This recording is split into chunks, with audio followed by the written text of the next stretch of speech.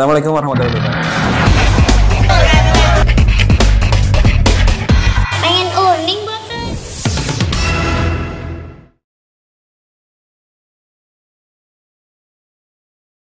Bismillahirrahmanirrahim. Assalamualaikum warahmatullahi wabarakatuh. Waalaikumsalam warahmatullahi wabarakatuh. Luar biasa ya. Selamat sipeng ya. Kepetuk malih sareng kula saking Cilegon Kartini dalam podcast Wong Pojok Berbicara ya, orang pojok berbicara. Pada kesempatan malam hari ini kita dengan kondisi yang angin sepoi-sepoi ya, dan kesejukan yang luar biasa. Kita di kediaman salah satu tokoh besar di Cilegon ya, yang luar biasa, konsentrasi di dunia literasi dan kebudayaan ya. Dan sosok ini yang malam hari ini akan kita kupas tentang bagaimana pertumbuhan, perkembangan dan membangun literasi dan kebudayaan di Kota Cilegon. Langsung saja kita sapa. Yang pertama, beliau adalah salah satu kepala dinas di Kota Cilegon bernama Dr. Ismatullah MPD ya, Dr. Haji Ismatullah MPD. Beliau kepala DPAD Kota Cilegon dan konsentrasi penuh membangun bagaimana literasi tetap tumbuh dan terbangun di Kota Cilegon. Apapun caranya harus tumbuh ya. Dan beliau ini selain di DPAD, beliau juga berorganisasi di berbagai macam hal, terutama aktif di kegiatan kemasyarakatan ya, Pak Kadis ya, di masjid, kemudian di kegiatan organisasi ISMI ya, ISMI dan lain-lain, dan mengawali karirnya juga dari dunia pendidikan juga ya, Pak Kadis ya. Nah, siap. Kita sapa dulu. Nah, gimana? Apa kabar Pak Kadis? Alhamdulillah malam ini dalam kondisi sehat walafiat. Alhamdulillah. Semoga selanjutnya kita diberikan umur panjang. Amin. Dan Siap. berikan pemikiran-pemikiran untuk makmurnya masyarakat. Siap. Wih, amin, makmur. Ya. Ntar kita banyak berbicara Pak Kadis ya. Kita sapa dulu yang satu lagi, yaitu sosok budayawan yang luar biasa ya. Beliau aktif berorganisasi di Dewan Kesenian Cilegon, yang saat ini sebetulnya Dewan Kesenian Cilegon lagi menunggu masa pergantian ya, transisi pergantian kepengurusan ya, lagi proses ya. Kemudian beliau juga beraktivitas sebagai pendidik ya, mengajar di beberapa sekolah, ini luar biasa, dan penulis aktif ya, di literasi juga sangat aktif untuk melakukan dan mengeluarkan karya-karya tulisnya ya, apalagi di hal-hal yang berkaitan dengan kebudayaan ya. Sosok yang satu ini adalah Kang Ahdi Cukup Amri MPD ya, luar biasa. Apa kabar ya Kang? Waras. Waras. Hari waras apa kan? Ya alhamdulillah. Aktivitas lancar. Ngajar ya. Masih ngajar di berapa sekolah sekarang? Di satu sekolah, 2 kampus, 1 lembaga bimbel. Luar biasa. Tapi di Dewan Kesenian Cilegon lagi nunggu masa transisi ya? Iya, menunggu beberapa orang yang ingin maju. Oh gitu, siap. Beberapa orang yang ingin maju ya. Kode keras buat teman-teman pelaku seniman budayawan. Siapa yang akan menggantikan posisi Kang Adi Cukup Amri untuk melanjutkan estafet organisasi Dewan Kesenian Cilegon. Oke. Kita berbicara dulu tentang literasi ya, literasi di Kota Cilegon ya. Bagaimana sejarah literasi di Kota Cilegon? Apakah memang kota ini tumbuh dengan literasi yang cukup baik, ataukah memang dulu Cilegon sama sekali tidak mengenal kata literasi atau bahkan hal-hal yang berkaitan dengan literasi? Dan bagaimana tumbuh kembangnya hingga saat ini di Kota Cilegon? Apakah Cilegon sudah melek literasi atau memang masih banyak PR di literasi ya? Nanti kita akan berbicara kebudayaan, tapi kita kupas dulu tentang literasi. Dan kita dengar pemaparan dari Pak Kadis. Ya. Assalamualaikum warahmatullahi wabarakatuh. Waalaikumsalam. Terima kasih kepada Kang Rani dan Kang Andi ya, yang malam hari ini kelihatannya menempatkan mandat ke rumah saya, dan semoga apa yang dilakukan bisa menjadi bahan silaturahmi kita dan berbincang-bincang dalam hal literasi dan budaya karena memang saya berkecimpung di bidang literasi ini bukan berarti setelah jadi kepala dinas pendidikan, jadi kepala dinas pendidikan Kalimantan, tapi memang kami mulainya saya itu dari seorang guru yang memang sudah menjadi tupoksinya bagaimana literasi itu seharusnya disampaikan. Namun ketika kita ditugaskan oleh pimpinan untuk memperbaiki literasi di Kota Cilegon, yang pada saat itu ketika saya pindah itu dalam posisi 9,43 ya. Nah ini kita perbaiki terus dari tahun ke tahun. Alhamdulillah pernah dari 9,43 itu menjadi 11,99 ya. Dari 11,99 pernah naik melonjak 18,25, terus turun kembali ke 12,25, dan tahun ini kita sedang menunggu dan perkiraan kita akan naik lagi di atas angka 15 dikarenakan pasang surutnya sebuah literasi itu dikarenakan memang aktivitas juga negatif. Namun yang paling membuat naik turunnya sebuah indeks literasi dikarenakan memang salah satunya perubahan cara berhitung ya. Itu diantaranya ketika 18,25 naik ada perubahan cara berhitung, maka turun kembali, tapi tetap sekalipun turun Cilegon nomor 1 di provinsi Banten. Oh, luar biasa. Ini yang patut kita banggakan. Dan terkait dengan kiprah literasi, memang kita selalu memadukan antara aktivitas statis dan dinamis. Statisnya kita memang mempunyai kantor perpustakaan dan kearsipan yang ada di dalam Pangeran Jayakarta ya. Nah, dinamisnya kita menggunakan metodologi perpustakaan ini, apakah itu ke sekolah, apakah itu ke lapas setiap hari Senin, apakah taman bacaan masyarakat, atau ke posyandu. Bahkan kita punya rutin mangkal itu di Car Free Day. Setiap hari Minggu itu kita mangkal di pojok sana, melayani masyarakat di segmen-segmen lain yang orang lain mencari makanan, ya jalan-jalan cuci mata, kita memberikan tempat untuk cuci otak kira-kira, sehingga mereka dapat ilmu dari buku-buku yang kita pajang. Mereka ada juga kegiatan membaca nyaring, ada pendongeng dari KIH sering kita adakan, ada juga mewarnai, melukis, dan itu artinya banyak variasinya, bahwa aktivitas literasi yang ada di Kota Cilegon ini lambat tahun mulai bergerak menunjukkan aktivitasnya. Bahkan kalau tutup aja banyak yang protes tuh, kemana hapus link setiap Car Free Day ada, hari ini tidak ada. Padahal itu dikarenakan memang aktivitas ada kalanya, seperti kemarin habis stok oknan kita perbaiki, kita referensi kita tambah. Jadi alhamdulillah sepanjang tahun kita anggarkan sebesar 30 juta untuk menambah referensi baru di perpustakaan. Jadi kalau Anda datang ke perpustakaan 2-3 tahun yang lalu, hari ini bukunya baru-baru, sangat menarik ya, sehingga ini juga menjadi sebuah penyegaran lah terhadap orang yang hobi membaca.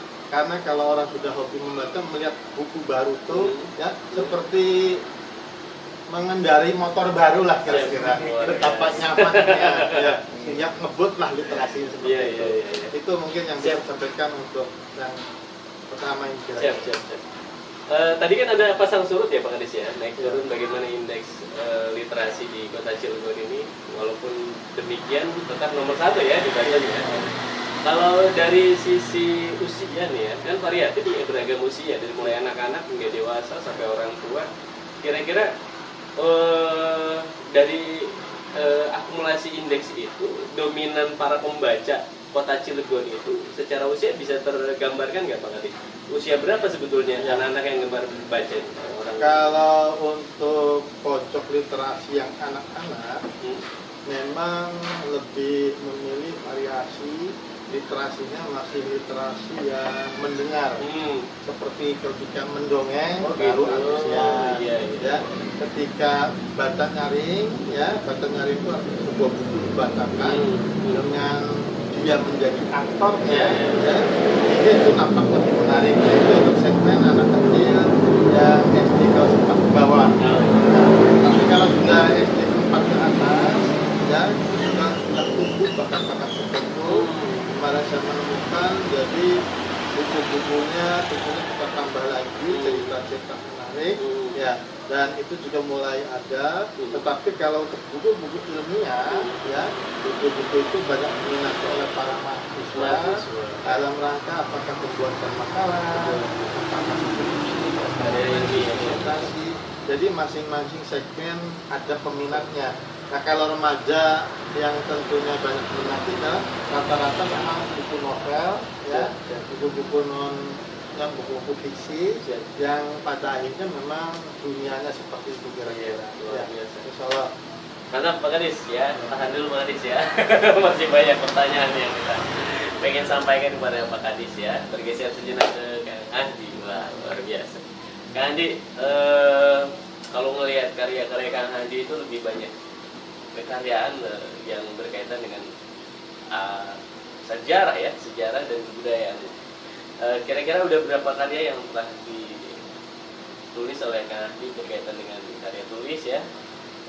Dan bagaimana statement Kang Andi tentang literasi di Kota Cilegon saat ini? Apa senada yang tadi disampaikan oleh Pak Kadis atau mungkin ada sudut pandang berbeda tentang apa sih literasi menurut Kang Andi gitu? Oke, izin Pak Kadis. Ya, di Bangkonus yang pastinya ini merasa tersandung ya. Sebelahnya ada senior itu. Ampun. Dia juga salah satu teladan kita di angkatan di bawah ini dengan posisi bagaimana dengan usia apapun berkarya itu tetap berjalan, dan alhamdulillah bagaimana literasi yang sedang dibina dengan Pak Kadis ini, apakah korelasinya dengan kita sebagai pelaku budaya?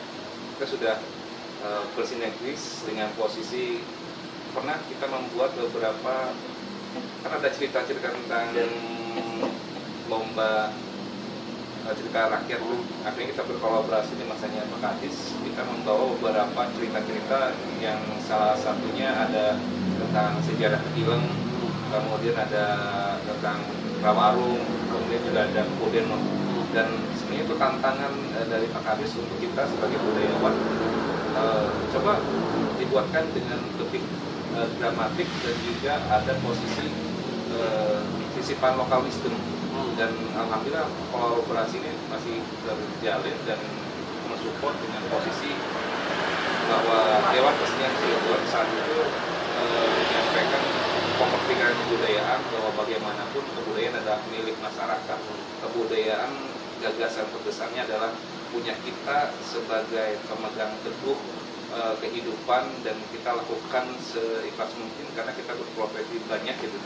Artinya ketika literasi dan kebudayaan ini seperti dua koin, satu koin yang bersisinya berdampingan gitu. Kadang kita butuh literasi dan kita juga butuh kebudayaan, dan pastinya ini tidak bisa terpisahkan. Dan ada peradaban, puncak peradaban itu adalah literasi, bagaimana membaca, dan juga aksara ini juga digawangi dengan posisi Dinas Perpustakaan yang kemarinnya kita diajak sharing juga dengan manuskrip. Ini juga termasuk di tentang 10 item kemajuan kebudayaan, dan itu menarik karena manuskrip tentang Arapegon dulu juga sedang dikaji, dan selain cerita sejarah ternyata ada juga Arapegon yang ditemukan oleh teman-teman sejarah Cilegon, dan Dinas Perpustakaan mensupport besar. Luar biasa. Setelah dulu nih pemirsa ya, buat Kadis kita dan buat Kang Andi ya, yang kontribusinya kepada masyarakat Kota Cilegon nggak habis-habis sampai sekarang ya. Ada gambaran bayangan ya, bayangan kuno tentang bagaimana literasi itu tumbuh tempo dulu ya, tempo dulu. Karena beberapa kali pernah kuno menemukan dan membaca tentang karya yang menceritakan tentang sosial masyarakat, kondisi zaman dulu itu bagaimana, termasuk ada bukunya karyanya Pak Kadis, Ismet Kecil ya. Ismet Kecil itu luar biasa karyanya. Kemudian ada Pak Ampi Supriyadi almarhum Menawar Padang Gugure, Romo Lagu, tentang bagaimana anak-anak kecil dolanan. dan beliau pernah menyampaikan kepada Roni bahwa ternyata di sisipan tembang-tembang Dolana itu mengandung makna-makna filosofi ya Pak Kadis ya. Entah itu mungkin ya buk-buk cibuk arun ya kono ya. Terus ada kata-kata apa sih? Pok gelepok gede cilik ape kapok ya. Kan istilah-istilah begitu ya. Kena mancing segala macam mantra ya termasuknya. Ya mungkin apalagi Pak Kadis ya. Pak Kadis yang secara kelahiran pasti di masanya Pak Kadis menemukan banyak negara tentang hal itu, atau mungkin Kak Andi yang mungkin juga mengkaji secara kajian literasi tentang dolanan dan tembang-tembangnya. Nah, bagaimana? Boleh berbagi kepada batur-batur ke masyarakat Cilegon? Jadi saat ini kita memang merasa ada sebuah, saya sih menganggapnya sebuah penyesalan. Dikarenakan setelah saya berliterasi, ya, berlayar di sana kemari, ternyata kota Cilegon ini termasuk wilayah yang kebudayaannya disebut musnah manusia, tapi tidak. Sebagai contoh ya, bahwa kebiasaan masak aja itu tidak ada lagi kebiasaan nasi itu didinginkan misalnya. Padahal budaya lama itu menjadi prosedur dan dunia kesehatan menyimpulkan bahwa yang namanya makan nasi panas itu bisa berakibat diabetes misalkan. Nah ternyata itu efek budaya yang orang tua dulu setiap ada diakel itu ya dimasak dengan menggunakan apa namanya kukusan lah ya. Ternyata itu lebih sehat, lebih ramah lingkungan dibanding dengan menggunakan rice cooker yang katanya teknologi tinggi saat ini. Karena di situ ternyata air itu tidak pergi kemana-mana. Sementara kalau menggunakan langseng ya, atau menggunakan dangdang, menggunakan kukusan, nah si beras itu diperlakukan seperti sebuah kemuliaan. Air mendidih di bawahnya, uapnya membuat beras itu matang, kandungannya tidak hilang, tetapi ya tidak bercampur baur dengan kadar air yang Cilegon ini berkadar kapur. Sehingga jangan salah kalau saat ini banyak orang Cilegon yang kena anyang-anyang misalkan itu karena pola masak budaya orang tua lama yang ditinggalkan. Nah ini artinya salah satu budaya yang di Cilegon itu dianggapnya yang modern itu selalu baik, yang modern itu selalu bagus dan lain-lain. Ternyata dunia kedokteran membuktikan itu, dan makanya saya sudah mulai mencoba nggak lagi makan nasi itu yang sedang panas, kita dinginkan terlebih dahulu dan nggak boleh ditiup. Ya, kalaupun dikipas juga nggak boleh di tempat terbuka. Ya, ini menunjukkan bahwa budaya-budaya begitu itu di kota Cilegon sudah tidak kita temukan. Itu pun bukan berarti saya menafikan itu, karena saya pun di rumah orang tua saya pun sudah nggak ada karena peralatannya sudah ditinggalkan. Tetapi pernah saya temukan ya di daerah Pelabuhan Ratu kalau nggak salah, ya dia lebih suka disebut orang Baduy, ya, tetapi adanya di Pelabuhan Ratu. Artinya yang namanya Baduy luar itu ternyata ada di tengah-tengah kebudayaan Baduy. Baduy dalam, Baduy luar, ada lagi yang terluar, ada di Pelabuhan Ratu. Dia perawakan, ya, pakaian menggunakan persis suku Baduy, ya. Bahkan jalan aja ke sana nggak boleh di beton, nggak boleh di aspal, hanya menggunakan jalan batu. Dan ketika kita coba tanyakan, karena ternyata kearifan lokal sangat dijaga, ya. Sehingga katanya kalau jalan itu di beton nanti tanah itu mati, kalau di aspal nanti itu zat-zat kimia mempengaruhi pertumbuhan sekitarnya.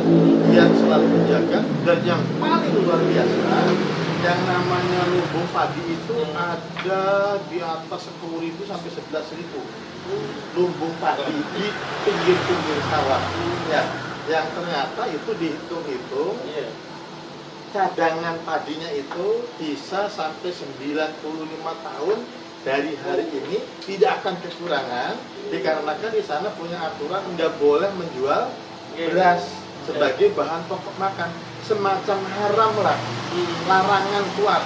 Nah itu suku Baduy yang hidup di Beberapa itu ternyata lebih modern, menggunakan parabola, ya ada motor, ada mobil, ya. Tetapi memperlakukan teknologi itu hanya untuk alat-alat tertentu, ya, karena ternyata semacam rumah gede, ya. Kalau di Padang ada rumah gadang, di situ ada rumah adat namanya imah gede, ya, yang digunakan untuk pertemuan-pertemuan masyarakat ketika adat dan lain-lain. Ternyata kalau kita telusuri, ya, orang Baduy itu ternyata ada yang sudah maju. Bahkan itu ketua adatnya itu awalnya hidupnya di luar negeri itu, di Swiss kalau enggak di Swedia kalau nggak salah. Dia pulang ingin mencari kedamaian, dan apa yang dia ketahui teknologinya itu diterapkan sehingga sungai itu hanya bisa dialirkan, nggak boleh dibikin irigasi, ya, dibendung nggak boleh. Tetapi kalau pengen dialirkan ke sawah, dan ternyata kemajuan orang Baduy di daerah kalau nggak Cigelar atau apa saya lupa namanya, ya. Di situ orang Baduy itu, ya, tidak memiliki kebiasaan nanam padi di sawah. Nah di wilayah itu ternyata sudah mulai menanam padi di sawah. Nah, akhirnya setelah kita pelajari bahwa di Baduy itu tidak punya kebiasaan nanam padi di sawah, hanya di rumah.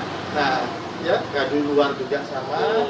Ternyata Baduy yang paling luar yang ada di Baguar Datuk itu ternyata sudah meningkat pengetahuannya, dan aturan-aturan diterapkan dalam rangka kemakmuran rakyatnya, sehingga di sana itu seperti ada kerajaan, ya, yang sangat dipatuhi, aman, gemar limpah lodina itu terjadi, makmur luar biasa, karena kesederhanaan itu bukan berarti miskin. Ya, ternyata kekayaan kampung itu, ya, semata sebuah kota tersembunyi yang sangat indah luar biasa.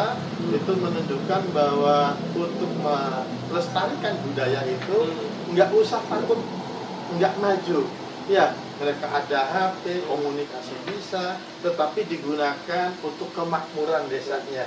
Nah kalau kita itu kan punya alat-alat transportasi, punya HP bukan untuk kemakmuran, hanya untuk lifestyle lah, gaya hidup kira-kira.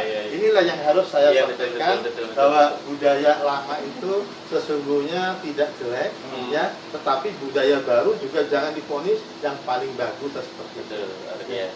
Itu berkelompok ya di sana, masyarakat Baduy itu berkelompok di Pelabuhan. Ya, di satu kampung gitu. Di situ tuh membentuk seperti kalau disebut kampung terlalu besar, disebut kota kurang lebar, ya. Tetapi di sana penduduk selalu bertambah, ya. Tetapi persediaan makanan itu dengan sawah yang tidak pernah bertambah luas, tetapi hasilnya intensifikasi. Dan yang paling menggembirakan buat kita semua, ya, bahwa ia memiliki tanah yang namanya sawah itu jangan diporsir. Kali Cilegon, Serang, Banten ditanam sampai 3 kali setahun. Jadi di sana cukup sawah itu ditanami 1 tahun 1 kali. Selanjutnya diistirahatkan biar kandungan haraknya itu, unsur-unsur tanah yang ternyata bikin subur itu dapat timbul kembali. Nah inilah yang saya pelajari, ternyata budaya-budaya mengistirahatkan tanah itu kita temukan dalam rangka untuk memberikan kesempatan. Dan setelah saya pelajari ilmu pertaniannya, ya, kalau habis tanam jagung, ya, harus diganti tanaman berikutnya, jangan jagung lagi, pasti tidak akan panen. Setelah saya pelajari keilmuan tanah, ternyata memang nggak bisa monoton itu seperti itu. Mungkin tanpa kuliahan, tanpa literasi, ternyata literasi masyarakat nenek moyang Baduy, orang-orang kita ini lebih hebat daripada profesor, doktor, dan lain-lain. Ini salah satu yang perlu kami sampaikan dalam rangka untuk menambah wawasan. Inilah hebatnya literasi, ya, bisa menerawang jauh ke tempat-tempat yang tersembunyi, menunjukkan bahwa jangan sembarangan dengan literasi seperti itu. Ya, keren ya, keren pemirsa ya. dan ya akhirnya ari kula ya jadi ini isin kan ngoten ya isin. Ternyata memang kita itu kurang main jauh itu malah ya rumah kita sendiri kaya akan ilmu kan gitu tuh. Nenek moyang kita dan warisan orang tua kita banyak yang belum kita pelajari, akhirnya itu bisa menjadi manfaat yang luar biasa. Literasi itu kan bukan berupa hanya tulisan ya Pak Garis ya, tapi literasi juga bagian dari edukasi pesan-pesan orang tua kita, baik itu di keseharian pola memasak tadi ya, dan lain-lain termasuk pertanian. Nah, banyak. Tapi sebelum beranjak ke Kang Ahdi nih, bukan hanya kopi nih, Dinum ya, pemirsa ya. Ya, daerah ini namanya Ciptagelar. Oh, Ciptagelar. Ya. Pelabuhan Ratu. Jadi antara Banten dan dia lebih suka disebut orang Banten. Oh gitu. Ya, jadi sebetulnya nenek moyangnya Pasundan itu sebetulnya orang Banten. Orang Banten. Enggak menyebut orang Baduy gitu? Nah, orang Baduy posisinya di Banten. Oh gitu. Jadi orang Sunda itu sebetulnya nenek moyangnya adalah orang Baduy yang ada di Banten dan mereka lebih suka disebut orang Banten daripada orang Jawa Barat atau orang Pelabuhan Ratu. Cuma posisinya ada di wilayah Pelabuhan Ratu. Ya. Tapi maaf, mereka eksklusif nggak untuk misalnya secara keturunan ya, dari keturunan karena mereka adanya di tengah-tengah masyarakat luar kan gitu tuh. Apakah terjadi perkawinan dengan masyarakat yang lain di luar suku mereka? Apa memang harus ketemu dengan suku mereka baru terjadi pernikahan? Jadi sepertinya mereka tetap memiliki hukum hereditas ya. Oh, artinya menurut agama Islam ada yang boleh dinikahi, ada yang tidak. Mereka tahu itu untuk menghindari turunan-turunan yang sifatnya nanti tuh muncul yang hemofili, yang tentunya idiot dan lain-lain. Sehingga saya perhatikan di sana nggak ketemu tuh orang yang nggak waras, nggak ketemu orang yang tentunya berkebutuhan khusus, sehat, segar semuanya. Itu menunjukkan mereka ngerti bagaimana mencari sebuah keturunan yang terbaik sehingga tidak sembarangan. Cuman saya perhatikan memang masih inklusif ya, masih diantara mereka saja pernikahan itu terjadi. Namun kalau kita lihat dari cara bicaranya intelek luar biasa, cara berpakaian juga sudah umum, dia belanja dan lain-lain ya. Uniknya nggak ada pasar tapi kebutuhan ada semua. Artinya mereka pada waktunya belanja keluar ya, tetapi bukan untuk memperkaya diri, untuk jadi saudagar, pedagang berhasil, tidak, hanya untuk memenuhi kebutuhan sehari-hari ya. Dan pakaiannya juga batiknya sudah tidak mutlak harus putih, harus hitam, banyak warna-warni batiknya dan ya, artinya ternyata tangible itu, penampilan itu maha penting ya, tetapi tidak berarti itu harus uniformnya sama seperti itu. Mantep nih. Kula mah lencang-lencang ya. Dolan ning Pelabuhan Ratu ini pernah memang.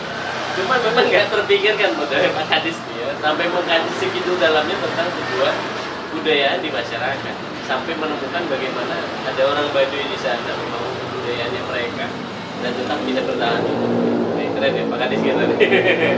Oke, beranjak ke Kang Ahdi ya. Tadi itu Kang Ahdi kalau versinya Pak Kadis banyak menemukan sesuatu apa ya, warisan literasi yang mahakarya sebetulnya yang perlu kita kaji lebih dalam. Kalau versinya Kang Ahdi sendiri, kira-kira di masyarakat berkaitan dengan literasi, mobil khusus Tempo dulu mungkin ya, Kang Ahdi menemukan dolanan dengan tembang-tembangnya dan lain-lain, termasuk warisan yang pernah diceritakan oleh almarhum Bapak B. Supriyadi. Bagaimana menurut Anda? Iya, yang pertama kan konsepsi dari budaya dulu ya. Ya, ketika bicara tentang kebudayaan, pasti larinya ke budaya dulu. Budaya adalah budi dan daya. Artinya ada budi pekerti di sini. Dan ketika orang bicara tentang orang budaya, berarti dia harus paham tentang budi pekerti. Dan ketika konsep kebudayaan mau tidak mau juga sebuah sistem yang utuh, tidak satu hal yang dibicarakan. Dan Pak Kadis ini sudah termasuknya orang yang berkebudayaan. Ya. Kenapa? Karena ketika bicara literasi akan mengkaitkan pengetahuan tradisi yang lain. Artinya bagaimana orang Baduy, dan juga kalau kita lihat di Bandung ada saung ujo, itu ada menyatakan angklung puhun misalkan ya, bahwa angklung kecil itu artinya berawal adalah dari angklung besar dari Baduy gitu. Jadi konsepsi literasi orang-orang Pemiangan itu mau tidak mau akan punya modifikasi secara angklung, padahal angklung puhun yang setiap tahunnya ketika bagaimana orang-orang masyarakat sana memberikan sebuah acara selamatan dengan besar-besaran, artinya mereka mensyukuri nikmat yang ada. Dan ketika berbicara tentang warisan budaya, ada warisan budaya yang tak berbenda dan berbenda. Artinya ketika berbicara tak berbenda, mau tidak mau warisan yang berkaitan sama pengetahuan tradisi. Bagaimana mitigasi bencana yang saat ini orang konsepsinya akan berbeda ketika melihat sebuah bencana itu. Melihatnya adalah dari alat ukurnya adalah teknologi. Tapi padahal kita bisa melihat dari kondisi kejadian alam. Kalau kita melihat antara tsunami dulu apa gempa dulu yang terjadi, itu kan kalau kita berpikir lebih jauh dan mengetahui secara pengetahuan tradisi bahwa itu adalah posisinya ledakan dulu, baru ada retakan di dasar laut, terjadilah tsunami. Dan posisi pengetahuan tradisi bahwa hewan-hewan seperti misalkan ada anjing, ada monyet, burung segala macam itu memberikan tanda-tanda tersendiri. Dan itu kan yang tidak bisa kita punya yang saat ini sebagai orang itu memelihara imun itu kan sudah banyak yang tidak ada. Tapi itu juga bisa dijadikan hewan itu bisa dijadikan deteksi bagaimana cuaca itu akan berubah dengan sendirinya. Dan ketika posisi tentang dolanan segala macam, pengetahuan yang kita temukan ketika membuat buku Cilegon dengan almarhum itu, kita nanya ini kalimat-kalimat kali ini dengan mantra segala macam ternyata lebih cenderung bersifatnya anonim. Nah, anonim kan tidak ada pengarangnya, orang dulu segala macam kan turun temurun segala macam, tapi akhirnya pepatah yang muncul itu berupa nasihat. Kalau kita kaji lebih dalam, contohnya kita duduk meja gitu. Padahal kalau kita kaji lebih dalam kan kalimat itu sederhana gitu. Padahal itu ada simbol-simbol kata bahasa sebagai sebuah wujud dari salah satu kebudayaan. Itu bisa dimaknai ya, khawatir ketika kita nanti mejanya itu posisi lampu atau bagaimana kita jadi kecelakaan segala macam, ada ngadeng arep lawan gitu. Bukan jadinya balik maning. Padahal menghalangi orang lewat. Jadi ketika orang-orang dulu itu menyampaikan buah kiasan tertentu, itu kita harus memaknainya. Ada kan ketika memaknainya itu jangan memaknai dengan posisi dogmatis ya. Mau tidak mau kita bisa kaji dengan kalimat itu dan bisa menanyakan gitu. Hanya lagi-lagi ketika pengetahuan tradisi dan pengetahuan modern dengan posisi yang sekarang gencar-gencarnya kata Putu Wijaya menyampaikan bahwa kita itu sedang dijajah secara kebudayaan. Dan lagi-lagi secara kebudayaan mungkin kalau boleh kita saran nanti Pak Kadis, orang-orang berbicara tentang kebudayaan pasti ada yang antara seksi dan tidak seksi gitu. Ketika ada butuh orang talent segala macam digunakan gitu, orang budaya ataupun orang seni segala macam. Tapi kok tidak jadikan orientasi berpikir bahwa kebudayaan ini menjadikan sebuah target utama bagaimana sistem sumber daya manusia dulu yang harus diperkuat gitu. Kalau berbicara tentang literasi kan berarti mau tidak mau kan SDM-nya dulu yang dibangun, bagaimana pengetahuan mereka melewati batas dari kemampuan masing-masing. Lagi-lagi ini yang kadang kita renung dan ngobrol sama beberapa teman-teman itu, ini aspek kebudayaan ini jadikan prioritas keberapa sih gitu. Kan ada yang gitu Pak Kadis. Artinya sempat tahu Pak Kadis bisa memberikan saran kita bahwa posisi kebudayaan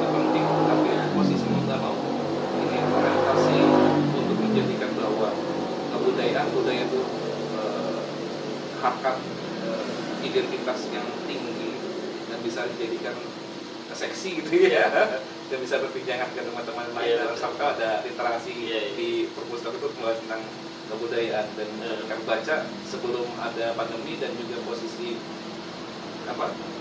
masa digital ini, aku dapat buku dari Mas Cici, dia memberi buku tentang fungsi sebelum terjadinya digitalisasi, kalimat-kalimat kata fungsi itu ternyata Perpustakaan Nasional itu sudah mendapat buku gitu dengan kata fungsi itu. Berarti orang-orang literasi itu lebih dahulu dapat informasi ya. Terbitan tahun berapa itu? Oh, itu di kan pandemi itu 2018 aja, aku dapatnya 2015. Kamu dapatnya duluan ya? Iya, di Wuhan 2019. Di Wuhan. Cina dulu berarti yang munculkan. Indonesia itu awal 2020.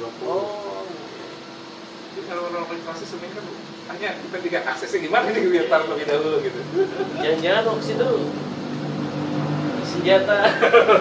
Ketika kita bicara literasi ya, orang-orang yang menulis segala macam, mereka mengimajiner dengan posisi kondisi yang ada gitu, dan sampai orang-orang mereka bisa memprediksi bahwa tadi mana itu ada panen yang bisa digunakan untuk 10 tahun segala macam begitu.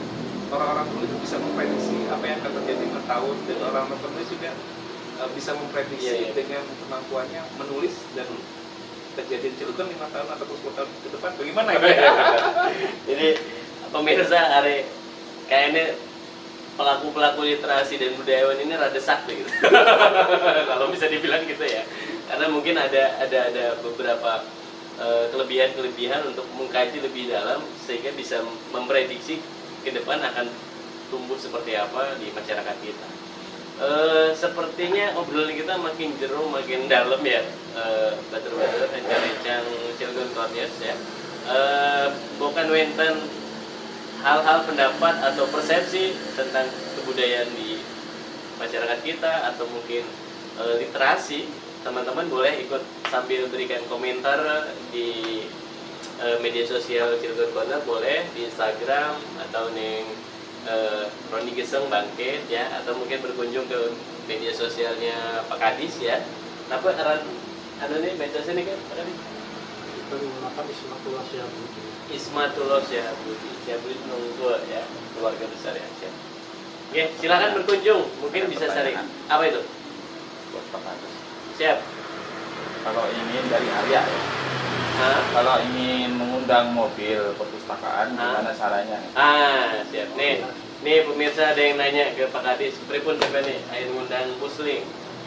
Ya, yang jelas nggak perlu orangnya datang, suratnya aja datang boleh, WA-nya aja ke saya boleh, langsung kita kirim ke mana Jadi kita permudah aja. Boleh dibuka nggak nomor HP-nya nih Pak Kadis? Terbuka buat umum nggak deh?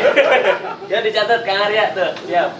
Ya, jadi nanti tinggal hubungi 081 911 233 702 ya, tinggal di WA. Nanti kalau itu lembaga bagus terkirim surat ya. Kalau seandainya pribadi ya minimal WA, kalau nggak dijawab telepon lah. Supaya lebih komunikatif kira-kira. Apalagi kalau datang ke kantor Mas, saya sangat tunggu kira-kira. Keren. Lawes lah seneng kantor DPAD ya, nih kenang kan Pak Kadis ya? Kenang ya. Pangeran Jakarta. Bukunya kata sing baru-baru sampai Pak Kadis wow ya. Jadi bisa mampir kita di sana, bisa ketemu Pak Kadis langsung, ngobrol langsung, atau mungkin sharing tentang program-program literasi ke depan untuk masyarakat, sekolah ataupun lain ya. Minum oleh Kadis Katrat. Ya kan melon ini makan nih. Hasil petani Merak ini. Nah, betul. Pun di Camat nih. Oke. Hasil karya dari petani Pulau Merak ya, Pulau Merak. Melon apa nih? Emas ya? Melon apa? Banyak nama, ada Alisa. Saya saya sampai lupa tuh nama-nama artnya, ada yang Luna. Iya. Kiki ngomong di Ekaher gitu. Bukan di Marabanan. Ya termasuk Maraban bagian dari literasi ya, betul ya? Ya, jadi kita harus buka sejarah sepintas lah ya. Iya. Bahwa di ya khususnya kerajaan Banten kira-kira ya. Satu, mulai berubah budaya dan berubah bahasa itu ketika Banten kuno yang Pucuk Umun saat itu berkuasa berganti kepemimpinan menjadi Sunan Gunung Jati. Ya, sehingga ketika Pucuk Umun itu bersepakat tidak boleh menguasai Banten dengan pertempuran, ada korban, maka dia hanya adu kesaktian. Nah, ketika adu kesaktian ternyata Pucuk Umun bukan kalah tapi mengakui bahwa ternyata tidak ada batasnya kalau kita lanjutkan pertempuran itu, hingga diakhiri disepakati semua yang setia pada saya yuk ikut ke Banten Selatan ya. Kalau yang memang Anda ingin mengikuti Sunan Gunung Jati ya sudah tinggal di sini ya. Artinya tidak ada raja di dunia ini sampai hari ini yang tidak mau rakyatnya, prajuritnya, dirinya jadi korban gara-gara sebuah idealisme, gara-gara ingin memberikan pengaruh terhadap sebuah wilayah. Jadi sebetulnya Pucuk Umun dan Sunan Gunung Jati ini dua orang raja yang sangat biasa. Yang namanya menang itu tidak harus saling membunuh, tetapi menghindar tetap di wilayah Banten, tetapi sampai hari ini tidak ada istilah pertempuran. Makanya rakyat Banten sebetulnya sangat cinta toleransi. Aku sedulur jujur dengan aku itu memang bukan bahasa hari ini dari dulu sudah kita terapkan. Maka budaya akur sedulur ini ya istilahnya ada sekasur, ya, segatur, sesumur, kira-kira. Nah, ternyata tiga kata itu menjadi penting dan menjadi bukti bahwa Banten ini ya tidak ada ceritanya sebuah perkelahian antar agama, antar suku, ya antar agama tidak ada, tetapi hidup berdampingan, ya. Cuman Banten memang diberikan kelebihan, ya, ilmu bus kira-kira, ya. Kenapa itu ada anugerah lah kira-kira ya? Karena memang Belanda aja menjajah pertama kali dari Banten. Neng ora sakti nah, bubar sudah Banten ini kira-kira. Jadi untung saja Allah memberikan anugerah ya kepada orang Banten, salah satunya ilmu kanuragan ya, sehingga Belanda 300 tahun nggak ada orang Banten berbahasa Belanda. Ya, puluhan ribu habis rakyat Banten untuk membuat jalan Anyar Panarukan ya, masih ada sisa-sisanya hari ini. Itu menunjukkan bahwa Banten ya tidak bisa musnah hanya kan arogansi, sifat-sifat yang menjajah dan lain-lain, tetapi kedamaian menjadi ciri penting untuk masyarakat di Banten, khususnya di Kota Cilegon. Luar biasa nih, keren. Aduh, kayaknya makin simpang makin bersemangat ya kita berdiskusi dengan Pak Kadis ya. Cuma mungkin kita masih punya waktu. Oh ya, ada satu pertanyaan lagi ya. Pertanyaan lagi dari Rizky Amrullah buat Pak Kadis. Assalamualaikum Pak Kadis. Dari komunitas, pertanyaannya bagaimana caranya untuk mendapatkan hibah buku untuk taman baca di komunitas atau paguyuban. Terima kasih. Iya. Buku ya, hibah buku. ya, jadi tahun ini kita sebetulnya bekerja sama dengan Perpunas RI telah menghibahkan buku itu ke 22 TBM. Melalui TBM ya berarti? Cuman dari 44 TBM itu yang mau 22. Pengen saya semuanya minta, tapi ketika kesempatan itu kita berikan, yang minta cuma 22 TBM. Jadi kalau sekarang baru nanya, ya silakan hubungi Pak Sayuti aja. Di ya. DPRD ya? Dan Bu Purwanti kalau nggak salah, ya. Karena menurut Bu Purwanti dan Pak Sayuti, wis dienen sudah apa peluang, contoh proposal, ternyata nggak bikin-bikin. Nah, jadi bikin dulu lembaga TBR-nya, karena kita nggak mungkin memberikan hibah buku itu pada institusi yang tidak resmi, karena uang negara itu harus dipertanggungjawabkan. Kita di PIKA memfasilitasi Perpunas saya sudah datang ke sana, pengen buku, ternyata ketika peluang diberikan, tidak semua mau. Kenapa tidak semua mau? Karena 22 TBM saja yang menepati peraturan-peraturan persyaratan yang ada. Jadi kalau seandainya sekarang ada yang bertanya, ya menghubungi saya juga boleh. Tapi kalau mau datang ke Pak Sayuti ada di area juga silakan. Tetapi salah satunya adalah bikin dulu lembaga taman bacaan masyarakat, karena target kita di Cilegon ini sebetulnya per kelurahan minimal 1, ya. Semua kelurahan itu ada 1 TBM, cuman TBM ini ada yang tumbuh berkembang di Merak banyak, ya, Purwakarta banyak, tetapi kelurahan ada juga yang tidak ada, ya. Bahkan target saya pengen tumbuh TBM di Kota Cilegon itu sejumlah RT, ya. Karena kalau ada 1.500 TBM di Kota Cilegon, kalau hari ini Cilegon 4 terkaya di Indonesia, kalau sudah TBM 1.500, kayaknya itu sudah pasti nomor 1 kira-kira. Sejahtera itu kira-kira, ya. Oke, niku ya, Kang siapa tadi? Rizky Amrullah ya. Satu lagi ada ini apa namanya tentang Pak Kadis juga, alhamdulillah Pak Kadis dengan adanya taman baca bisa menghilangkan kecenderungan kami dalam gadget. Oh gadget. Siap. Oke, terakhir karena waktu kita terbatas ya. Mengurangi kecenderungan gadget berarti ya, membaca itu ada bukan mengurangi, bahkan menghentikan ya. Oh. Ya. Iya. Jadi kalau ya memang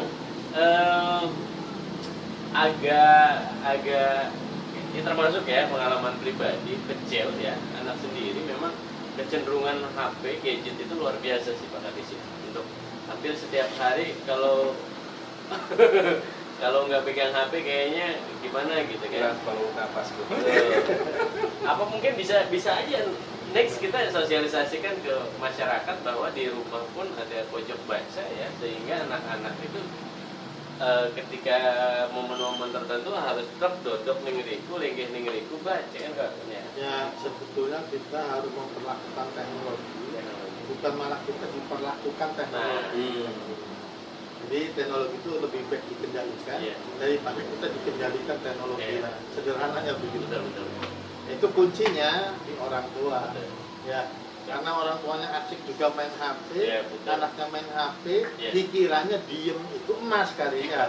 Padahal melihat berbagai macam informasi di HP yang tidak untuk kemungkinan tidak semuanya positif. Ya. Masalahnya kalau buku yang dipegang pasti positif, dan kalau mati lagi baca pasti masuk surga.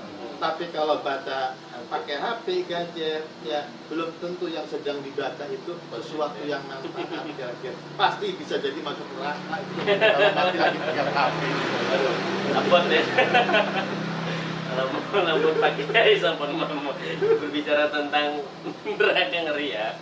Tapi memang betul karena bagaimanapun beragam sekali isinya dunia gadget itu. Jadi menawa kula sedanten selaku wong tua bangkit menyikapi secara bijak penggunaan gadget kangge pecel kula wabil khusus dikuni diarahkan ke hal-hal yang lebih bermanfaat. Ya. Masih kuota pada data. Siap. Baiklah, rencang-rencang Cilegon Corners ya. Karena keterbatasan waktu, kalian dipersiapkan kangge closing statement ya, Kang Ahdi Sereng Kadis.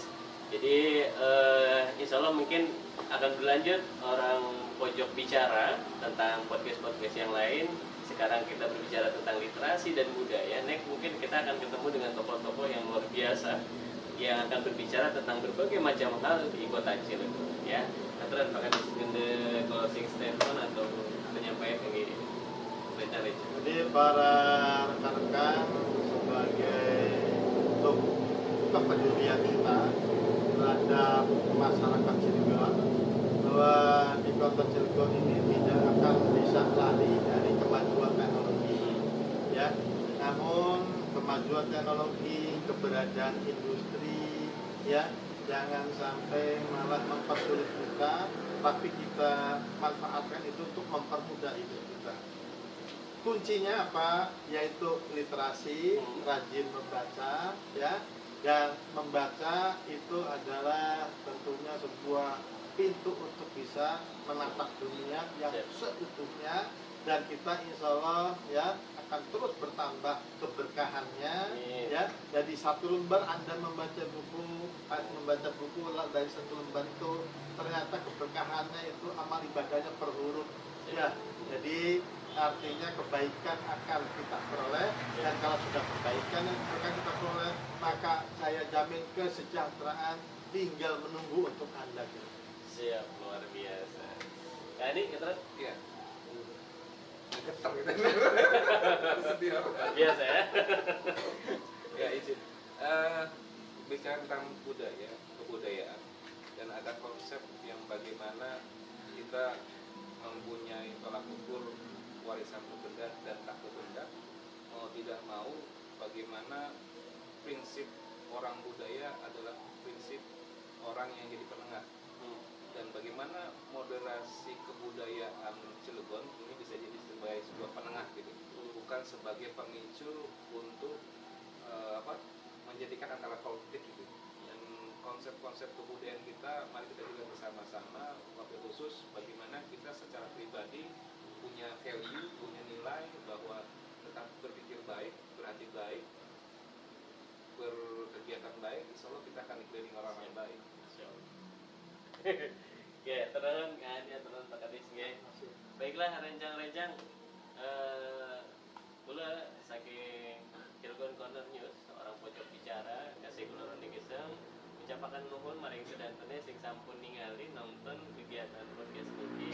Menawi bermanfaat kangge sedanten masyarakat Kota Cilegon kepetuk malih ning lain waktos napik kelalen kangge like, share, lan subscribe ya ning media sosial Cilegon Corner News. Semoga saking kula hatur nuhun para narasumber, hatur nuhun sedanten. Wassalamualaikum warahmatullahi wabarakatuh. Tetap semangat ya.